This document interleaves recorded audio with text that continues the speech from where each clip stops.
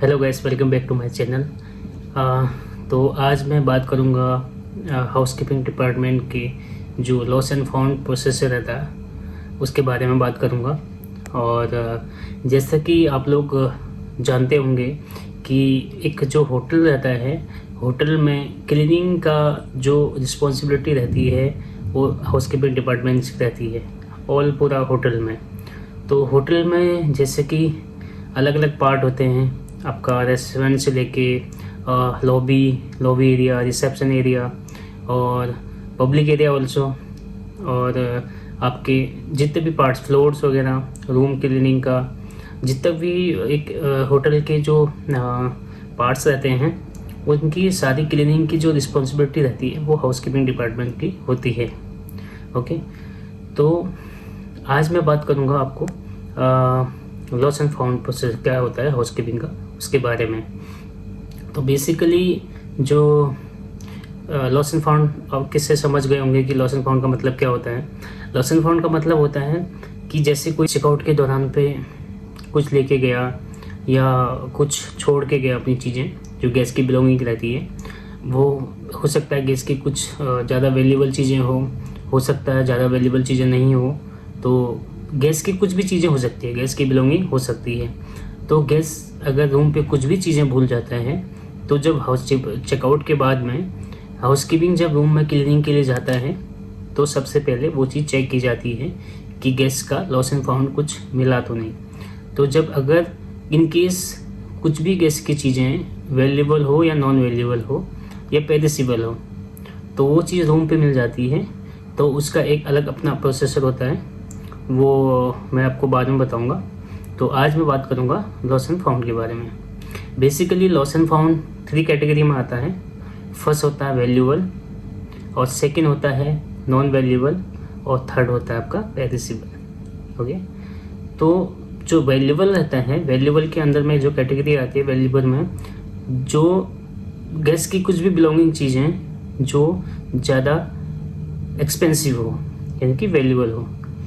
Example के तौर पे जैसे आप एक एक्सपेंसिव वॉच ले सकते हो, मोबाइल ले सकते हो, गोल्ड की कुछ भी चीज़ें ले सकते हो, और उसके अलावा कुछ भी ये चीज़ ऐसी चीज़ें जो गैस के लिए बहुत वैल्यूएबल चीज़ें हो, जो थोड़ा एक्सपेंसिव हो। ओके, वो आपके आती है वैल्यूएबल कैटेगरी में। और इसका जो टाइमिंग रहता है इसका 6 मंथ का रहता है। ओके, और वो अलग अलग SOP के हिसाब से होटल का रहता है। नॉर्मली अगर आप देखोगे तो 6 मंथ का नॉर्मली रहता है, मिनिमम टाइम जो रहता है उसको। ओके, तो उसका एक प्रोसेस क्या होता है कि अगर गैस में कुछ चीज़ें, गैस की वैल्यूएबल चीज़ें कुछ मिली रूम पे, तो उसको क्या करते हैं प्रोसेस के हिसाब से फ्रंट ऑफिस को हम इन्फॉर्म करते हैं, और प्लस जो अपना लॉस एंड फाउंड जो रजिस्टर होता है या डाटा एंट्री कुछ भी होता है सिस्टम पे, तो हम वो एंट्री करते हैं। और उसके बाद अगर जो एक टाइम पीरियड होता है, चाहे 1 ईयर का हो या 6 मंथ का हो, तो उसकी टाइम पीरियड के अंदर में उसको रखते हैं। जो लॉस एंड फाउंड का एक स्पेस होता है वहाँ पे रखा जाता है। और उसके बाद अगर बीच में 1 ईयर के बीच में अगर गैस कोई आता है तो वो गैस को रिटर्न किया जाता है। और अगर गैस बाई चांस नहीं आया तो उसको हम जिसको मिला होता है उसको दे देते हैं। ओके, और जो ज़्यादा ही एक्सपेंसिव जो रहती है वो हमेशा रखा जाता है। अगर कुछ लिकर आइटम में कुछ ज़्यादा एक्सपेंसिव है तो उसको 1 ईयर का जो लिमिटेशन होता है उसके बाद उसको फेंक दिया जाता है। ओके, और कुछ चीज़ें जो यूज की होती है तो उसको दे दिया जाता है जिसको मिला हुआ होता है, फाउंडर को।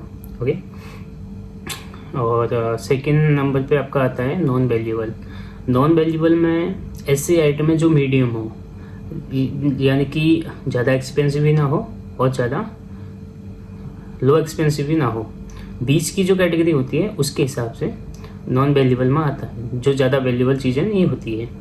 एग्जाम्पल के तौर में आपका जैसे आपके कपड़े हो गए और जैसे आपके शूज़ हो गए, ऐसी चीज़ें जो होती हैं वो नॉन वैल्यूएबल में आती हैं, और उनको भी सेम प्रोसेस के हिसाब से रखा जाता है।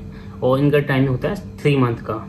3 मंथ के इन बिटवीन अगर गैस आया तो गैस को हम रिटर्न कर देते हैं, और अगर गैस नहीं आया तो हम वापस से उसको स्टोर में रखते हैं। ओके, जो लॉस एंड फाउंड का स्टोर होता है, लॉस एंड फाउंड का प्लेस होता है, वहाँ पे एंट्री के साथ में रख दिया जाता है। और अगर गैस नहीं आता है तो इन केस अगर गैस नहीं आया तो उस पीरियड में हम जिसको लॉस फाउंड होता है, जिसको मिलता है, उसको रिटर्न कर देते हैं। ओके, ये था सेकेंड नंबर नॉन वैल्यूएबल का। अब आता है थर्ड में आता है पेरिसेबल। पेरिसेबल का मतलब आप समझ गए होंगे। पेरिसेबल का मतलब होता है ऐसी चीज़ें जो खाने पीने वाली हो। ओके, जैसे आप इसमें लिकर हो सकता है और आपका वाटर भी हो सकता है, जो थोड़ा एक्सपेंसिव वाटर हो वो भी हो सकता है, प्लस आपके खाने पीने की चीज़ें हो सकती है, कुछ भी हो सकता है। ओके, तो इसका टाइमिंग होता है 24 आवर्स। ओके, 24 आवर्स तक हम रख सकते हैं। उसके बाद क्योंकि इसका लिमिटेशन थोड़ा सा इसलिए कम होता है क्योंकि ये खाने पीने की चीज़ जल्दी ख़राब हो जाती है, तो इसके लिए इसको 24 आवर्स के लिए रखा जाता है। और अगर गैस आता है तो गैस को रिटर्न कर देते हैं, अगर गैस नहीं आएगा इन केस तो फेंक देते हैं। ओके, ये था 3 जो वैल्यूएबल जो एक स्टेप है लॉस एंड फाउंड का, वो चीज़ होता है। ठीक है, और आगे मैं आपको दिखा देता हूँ। ये है लॉस एंड फाउंड का पूरा चार्ट। आप इसमें देख सकते हैं कि how many types of loss and found and which steps of loss and found part, so you can see it. Thank you for watching my video. If you like, please like, share and subscribe to my channel. Thank you so much for watching my video. Thank you.